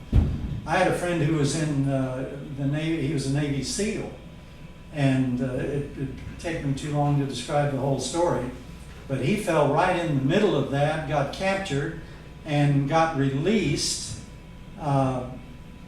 under circumstances that you would not believe. The United States government had signed an agreement of armistice with them, and all those captured SEALs were to stay over there and never return to the United States because they knew too much. And finally, through the British, they got three of these guys out. Anyway, it's quite a long story. I think that our news media is probably the biggest lying organization on earth. And I think that to believe what they are saying is idiocy. Either way, the news media in the United States, to me, has gone all the way down the sewer pipe. So I think that people are going to have to find other ways to find out the truth about things than the standard news media. The international banking system determined that it had to control all the news media in the United States decades ago, and it was pretty effectively done by the 1930s. So from then on, it was their agenda that was being touted. I'm really not sure that I have a problem with Chinese satellites shooting down American satellites. Because if you go look up Barry Trower, Trower, Barrie, interviews by him, and go to surveillanceissues.com, you will realize that the United States government has in orbit enough satellites with the fastest computers in the world and the technology to figure out the specific personal fingerprint frequency, which we all have, that only that person can hear a message sent from that satellite on that frequency. They have enough satellites to send a simultaneous method, according to Trower, to everyone on Earth today. And a lot of times we think, I'm having these thoughts, or where did that come from? Maybe it's coming from satellite. That's a big thing. Barry Trower And surveillanceissues.com. Everybody, I think, needs to go into that stuff and look it up somewhat for themselves. An Australian who got really sick and tired of what the NSA was doing and eavesdropping on everybody worldwide, set up this surveillanceissues.com to expose what the NSA has been doing. And what is going on this planet, who controls it. Don't forget the top part of the pyramid on the dollar is moved up and separated from it. The symbology is absolutely necessary to these very occultist people. They cannot proceed forward without pre-announcing what they do. Give you an example of that, Manchurian Candidate, the book and the film. You know who the actors were? Janet Leigh and Lawrence Harvey. Lee Harvey blah. That was a pre-announcement. You can go on the YouTube and you can find numerous or a number of films prior to 9/11 where the guy looks at his watch and it says 9/11. The clock up on the wall while he's talking says 9/11. They're pre-announcing this. This is satanic thinking. And they consider everyone on earth who's not part of them as the walking dead, worth no more than animated clay. And so that transforms them into a sociopathic emotional system. They're just horrible. And if you don't think this is true, go back, you can find this on YouTube. Look at the celebration, it was a big international event, of the world's largest tunnel ever made at CERN, Switzerland, when they opened the tunnel. They had heads of state from all over the world there to celebrate this, and all of the celebration was so blatantly satanic that I just couldn't believe I was watching that. I couldn't believe it, but there it was. They're becoming very overt with what they're doing now. They think they're that far in power, but what they don't realize is that people are waking up, and we are moving towards a real conflict with them because they're getting more desperate. I think we can expect a lot more violence in this world. They would like to cause a civil war in the United States. We were founded as a nation of one people under God, and all men are created equal. This was our founding fathers who put this country together. And what have we got now? We've got Antifa and Black Lives Matter and all this stuff that Soros has been funding. And we've got you're this and you're that and I'm gay and you're not. And these are all divisive techniques to bring out into the mind of everybody these differences. And that completely removes the unity of mankind. And that's what we need to go to, is the unity of mankind. We need to get back to the Founding Fathers' principles. And again, I disagree totally, 100%, 200, 400% with you two on the international banking system and the Federal Reserve. Thomas Jefferson made it clear if we ever let a private bank get control of our currency through inflation and deflation and the corporate structure that will grow up around it, i.e. the Federal Reserve, they will steal all the property from our descendants and leave them homeless in the country that we have founded. That is what that organization has been doing big time. We went off of a gold-backed currency. The dollar had been defined as 1 ounce of silver. You know, back early in the 60s, I could fill up my gas tank with 3 silver dollars, like a 28-gallon gas tank. You know how many silver dollars it would take today? 3. Because asset-backed currency is not inflating. And with the inflation, they can cause people to start not able to make their note payments and so forth, and they confiscate the property. That's how that is all designed. And I got called by Gene Lance when I made a remark about the international banking system and used the term the Rothschild family. He called me an anti-Semite. Well, if I said Jeffrey Dahmer was this horrible serial murderer, should I be called an anti-Christian because he and his family went to a Church of Christ? No. It has nothing to do with that, folks. It has nothing to do with that. However, that family is so identified with that group of people that they protect it in that way. And it's just, they've got to wake up about that. The international banking system as we have it, when we know when Iceland had their financial crisis 2008, small cohesive country, the people said, "Hey bankers, this is your debt, it's not ours. We're not gonna take this from you." And so they got thousands of their citizens with pots and pans and spoons, surrounded all of their government buildings. This was never in our news. And they beat on these pots and pans in shifts 24/7 until they drove their whole government out of those offices. Then they held new elections and put in an all-new government. And the last I read, they had 26 of those bankers in prison and the rest of them had left the country. And they are back to having a strong economy now. Hungary drove out the whole Rothschild banking system. Russia has told the Rothschild family, none of you will ever come back into Russia. They drove them out. And even in the last Basel, I think, meeting concerning the banks and the currency, they have made a declaration that currencies will be either, I think, 20 or 30% asset backed. So there is a movement in the world to go back to sanity and money and get rid of this fiat currency because it is so easily manipulated. You just raise the interest rate and lower it and so forth.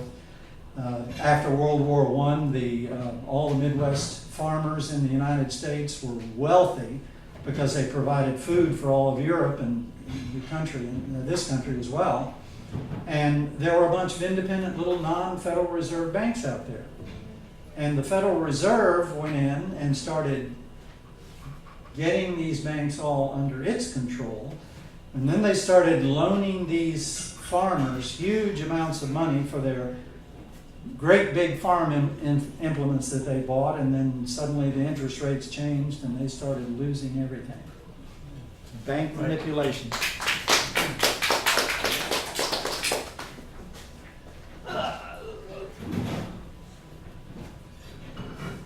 Creaky old man.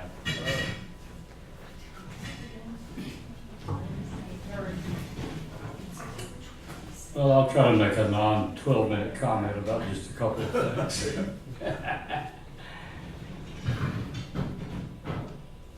You know, we talked about the elections here just a bit ago. And I just would remind you about the speaker who came here and spoke to us twice. At the present time, the Texas government does not retain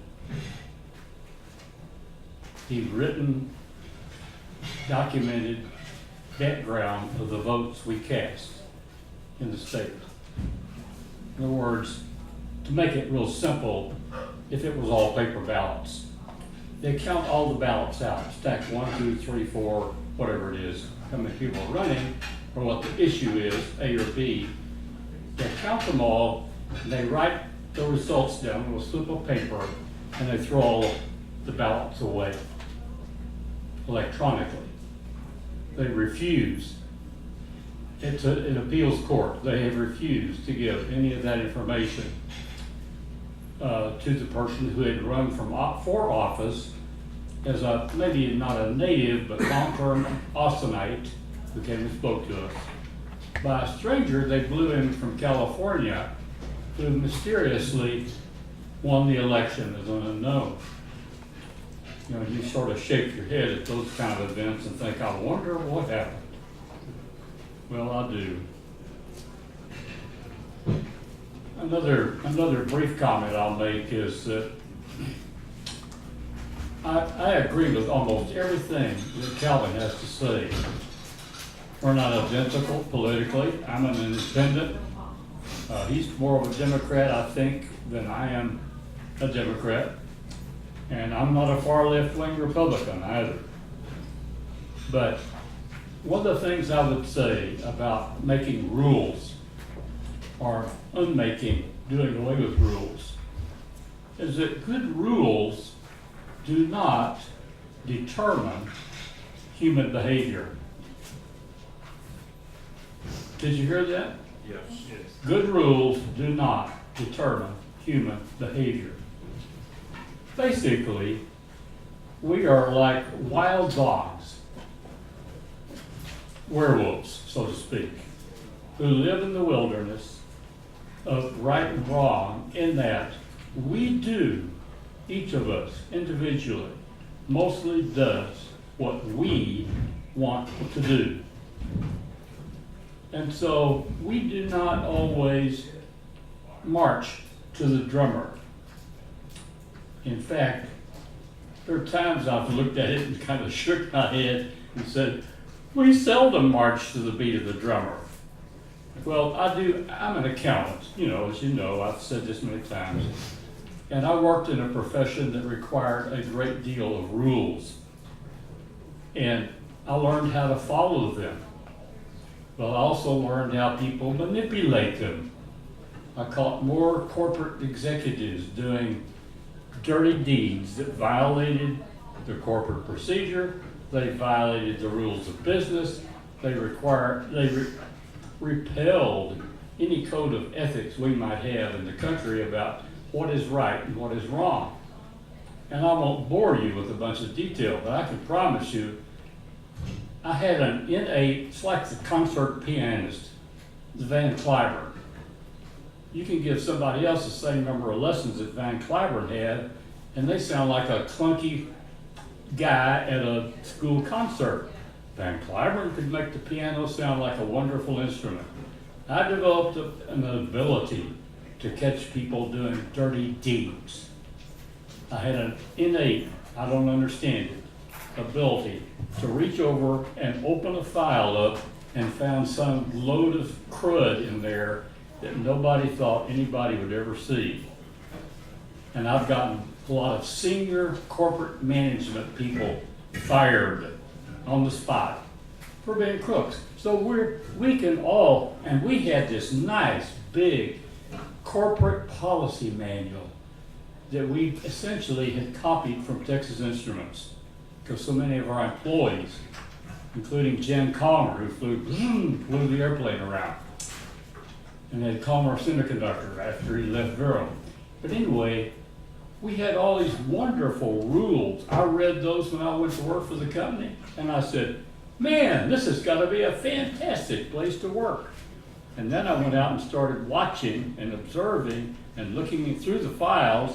Sometimes I would stay at night when everybody went home. I'd go peel through the files. You wouldn't believe what I would find. So, as people, if we do not come to some understanding from a religious moral value, which is what our country was founded on, we can't control that kind of activity. We have to realize that a certain percentage of people are always going to bust the blasted rules. And we have to have ways of monitoring them and catching them and kicking their tails out of the jobs they're in.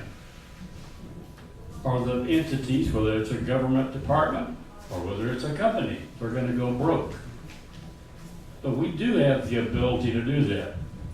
I'll say one other thing and sit down and shut up. Good Lord, how long have I talked? Too long. There are two basic concepts right now about how power, this is part of a presentation I have, I'm not going to give it tonight, how power occurs in the United States. We were 13 colonies of the country of England. We separated by war and became independent. We tried operating very independent under the Articles of Confederation. It had so few rules in it that it was ineffective and couldn't do the job. So we wrote the Constitution up, much better. But there's two concepts. Power can emulate from the bottom, like a pyramid set on its point, and work upward through the city, county, state, and federal government to the top. That's how our Constitution is written. It tells the federal government what it can't do. Everything else we're supposed to be able to do. There's another viewpoint which has become very common in politics out there today, which is, in my viewpoint, it's personal, but I believe I can support it, is the opposite of that. The pyramid starts at the top and goes down. And that means that power emulates from the top of the government down to the individual citizen. And once you have that, you have dictatorship in one form or another. It may be mild, it may be severe. They'd have a heck of a time taking away whatever it is, 200 or 300 million guns from the population, which is mostly, not 100%, but more than 50% is on the right side of the political spectrum. They would have a heck of a time doing that, and they know it, and they won't do it. But you cannot operate a country that has a constitution written on power coming from the citizens to a government which is run by politicians who we elect. We send them off to Washington, and they behave like they don't even know us and treat us like serfs. And we're not serfs. Thank you very much.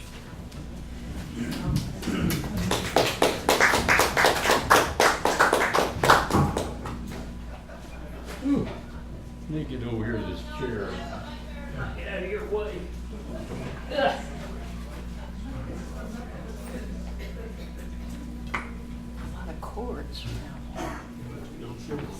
Yeah, lots of wires, and that's, Like we are, we try to stand forward.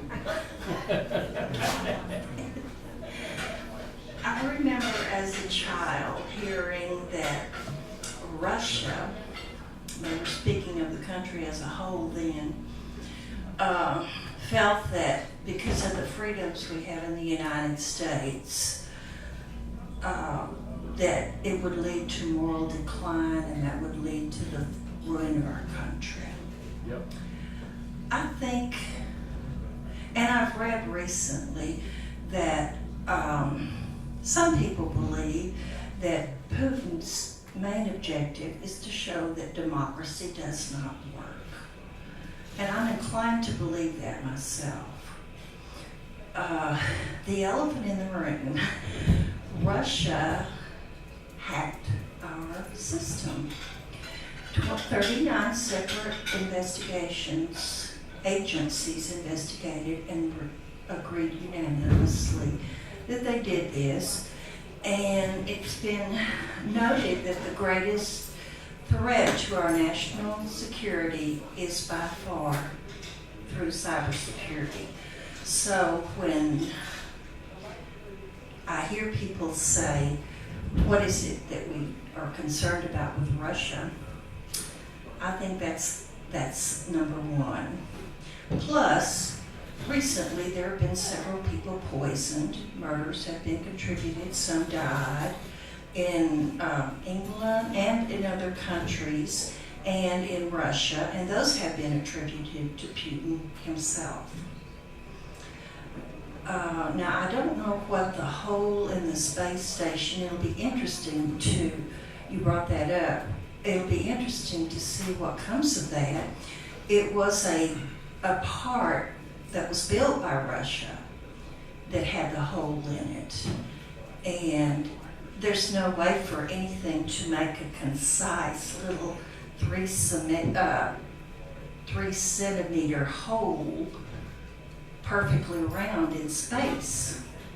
So it'll be interesting to see what happens, what comes of that. Also, Putin is the head of an oligarchy, is that the way you say it? Oligarchy. A country that's ruled by rich people. Putin did admit that he wanted Donald Trump elected. Why? Well, Donald Trump in the 1980s was not able to get loans in the United States because of his bankruptcies, many bankruptcies. So he went to the Russians, and he's been doing business with the Russian bankers since that time. So that puts a little bit of suspicion into why Putin might be wanting to do business with him. And Trump does trash our allies and our agencies, CIA, FBI, everything. He trashes them all, so this contributes to trashing democracy. So, oh, and I did look up, Calvin, the dirtiest cities in the United States, and Fairbanks, Alaska, believe it or not, was listed as #1 now. And Dallas has improved so that it's not on the list of the top 15 now. So that's good news. Thank you.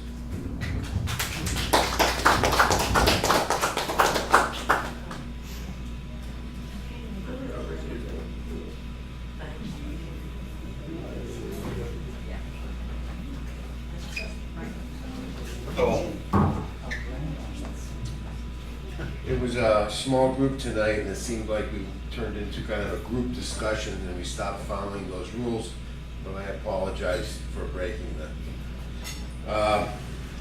Just a few things. You know, Mueller indicted, like I don't know the terminology, but he indicted 12 Russian companies that affected the election or something, and they've come to find out, like, one's a baker or something, one doesn't exist. The other one showed up at the court and said, okay. And Mueller said, oh, I don't want. So it was just a show. So, you know, you can say 39 of this or 39. Let's see real examples. Because, you know, everybody's got these agendas. We really need to see examples of what it did. My understanding is that our agencies have said they didn't affect one vote. Regardless, you know, it's just these huge generalities. We need specifics if we're going to start saying that this guy's evil. Remember, we have killed millions of people based on lies. I would say we're in that category pretty solidly. Okay, but I was just going to talk about two things. First of all, how are votes manipulated. First off, what I find a little disconcerting is that Soros, the great globalist, owns the companies that makes these computerized election booths. And so that makes me suspicious. The next thing is kind of a statistical thing. If you have 1 million votes and in the end it's going to be 49-51, well, after the first vote, it'll be 100% and 0. And if the second vote is for the same guy, then it's still 100% to 0. But as you get more and more votes, the percentages change pretty quickly, and pretty soon they converge on, let's say, the 51-49 that it actually was. So when you start to see these elections, and you should see this kind of squiggly at the beginning, and then they would, as more and more votes come in, one converges on 49, the other should converge on 51, as a great larger and larger and larger samples taking. It should converge on what it will eventually be, but these curves aren't behaving like that. They're behaving in odd ways, which would imply that somebody's playing with the numbers. So that's the second thing. The third thing is, I forget the lady's name. She demonstrated how you'll have a couple of precincts in very close elections. They'll just hold back on a couple of precincts, and then they just adjust the numbers. So you can see how the precincts come in, they hold these two back, and all of a sudden those two precincts will swing the election, because they have to know how many votes to swing. And then the last thing she did, she actually had a computer programmer who took the machines and in 30 seconds changed all the results for some election in Juneau. So there is some real evidence that this stuff can be done. And the only other thing I want to say, we talked about the Middle East and why we invaded there. I heard an interesting concept I'd never heard before. I just wanted to share it with you. They say the United States' power is because we control the sea lanes. So all the trade in the world is really dependent on us keeping the sea lanes open, and that's a basis of power, which I've never really thought of, but I guess it makes sense. And it was Britain controlling the seas previous to us. But what's changing now is that the Chinese are building the Silk Road, which means they'll be able to control things. They'll be able to ship their goods very easily to Europe and Europe back, and that will take Europe out of our sphere of influence, or the world out of our sphere of influence, because they'll have this new trade route. And so what does that trade route have to go through? I guess it's this whole area that we've been trying to take over. Then the trade has to go through us if we control the Middle East and the Ukraine. Now it's just an idea I was exposed to and I thought it was pretty good. Thank you. A specific is Congress. Don't tell me to hush, you talked all night. Congress told. Or you can go up to the Congress microphone. and Go to the microphone. the rules don't apply to the men, but they do to the women. That's Y'all okay. Congress ad lib all night long. I know how Serena feels then. Yes. You talked ad lib all night You're long, right. yes or no? I apologize and I apologize for it. Go ahead, please, let me have it. So tell me to shut up. Congress and Donald Trump sanctioned Russia for what they did. That's specific. And I'll bring you a list I'll of say. 39 organizations. Say some words, John. I got you. Oh, I will say. Wisdom, Beasley. Beasley wisdom. All right. Okay. Well, I don't know about wisdom. It's just an observation. I know. Actually, I've lived in this country now just over 50 years, and so I've seen a lot change, and not for the better, I must say. But what I have observed is that yes, living in England, of course, it was a class system. You felt that. In fact, my wife remarked that the class system is so strong you can almost cut it with a knife. If you didn't have the right pedigree and speak with the right accent, you certainly wouldn't get on very well. And so, but coming here, of course, you have all sorts of different accents, and it seems to be that if you have enough money, it doesn't matter how you speak. And of course, we have a president who proves that every day. But what I do think is a common thread of what I've listened to tonight is I think we're all somewhat worried about the drift of things. Let's talk about Russia. Now, Russia, Luke Harding is an author, and he wrote a book called The Mafia State.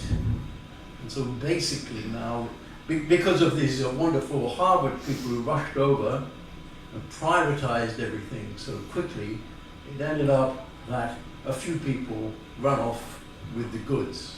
Yep. And of course we do see them now in England buying up football teams and mansions in Kensington and so on and so forth.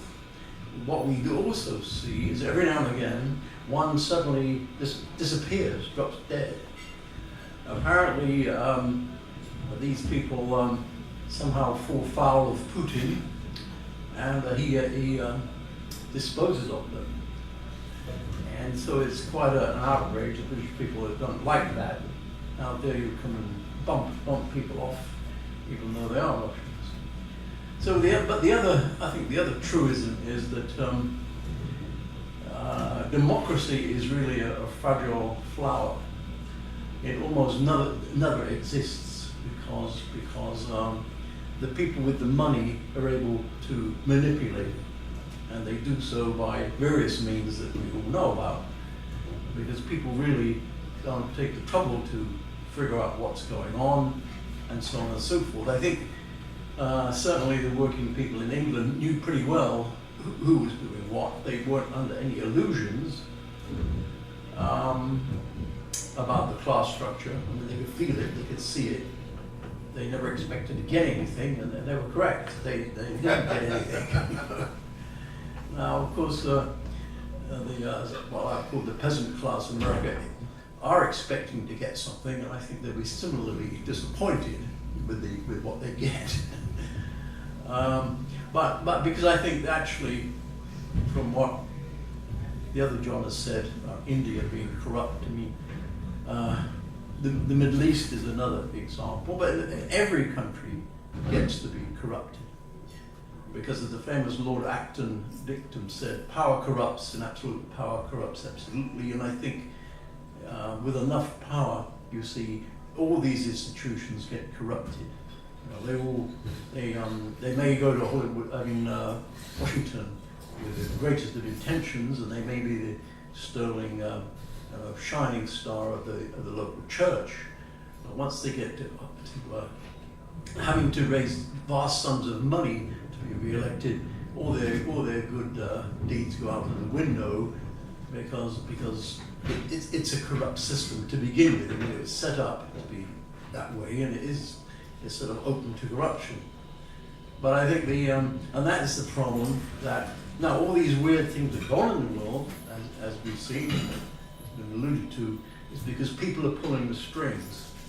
And oftentimes they're so blinded by greed and power, they pull a string in it and the roof falls in on them. And generally speaking, it doesn't fall in upon them, but it falls in upon the poorest chaps who have to go and fight these wars. And this is why these many people coming back now from all these ridiculous wars that have gone on, so disillusioned with this country. Because I think they've just about had enough of it. These endless wars, when really what these people have done who pull the strings, as my book said, they've sabotaged America from within. And it's not external enemies, never was really, because America had the power to resist, but it managed to sabotage itself. And I think many countries, because of the corruption of politicians, do corrupt and do sabotage their own country. And that's the problem that faces democracy. And as I said before, the first law of any country, if you're going to have a constitution, should be this: if you sabotage the economy, you're gone. If you steal money, because after all, they're supposed to serve us, but when they start serving themselves or their buddies, that's when this corruption starts. And that, I think, when you find that, you punish it so severely, these people will never do it again. It's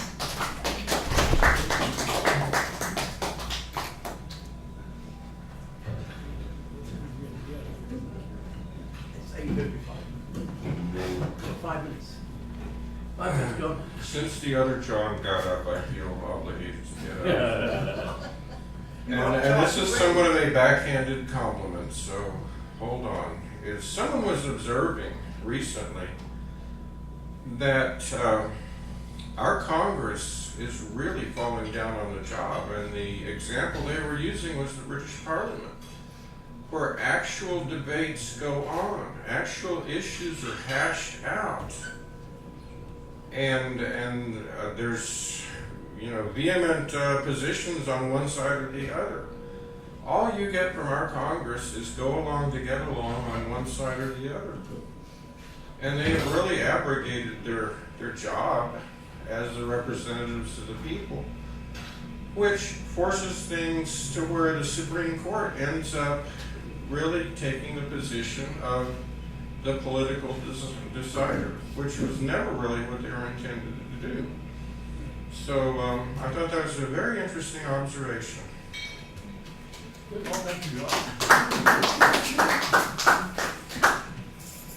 Well, you didn't give me much time to react to the rebuttals, but that's okay. 5 minutes. Take all you want. Keep us up late. Well, I want to thank everybody for what you said. We all believe what we believe, and none of us will move from it unless we see a compelling reason, and I understand that. And I think it's good sometimes when I listen to what people say, and it does help me rethink what John made a statement about we can pass laws, and that's the challenge in the court, and that takes a long time. Nothing may change. What we need to try to do with the education system, the churches, to teach people's basic ethics. To me, the one thing I see throughout the Bible is I have to love everybody. And I don't see a lot of that in our country. And then we got to moment. got to see that most people see people doing wrong, and that's what they want to emulate because they get money. And so money is, like you said, and money and power are the same thing, and corruption. When I retired, I had a retirement enough to live. If you have that, you can make money if you want to. But I thought about all the experiences and knowledge I'd gained with taxpayers' money as an employee of the federal government.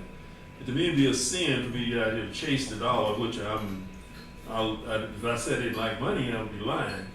But I don't like it that much. And so I chose to teach at a junior college to try to share my knowledge with students. And I think a lot of people in retirement go home and sit down and they need to do that because many students don't have access to that. Many children don't have fathers. Right. And they don't know nothing about being a father. And they end up being a father. So we all have to make decisions. I guess the historical thing about Russia is as I study history, and I don't know all history, Russia don't win outside of Russia.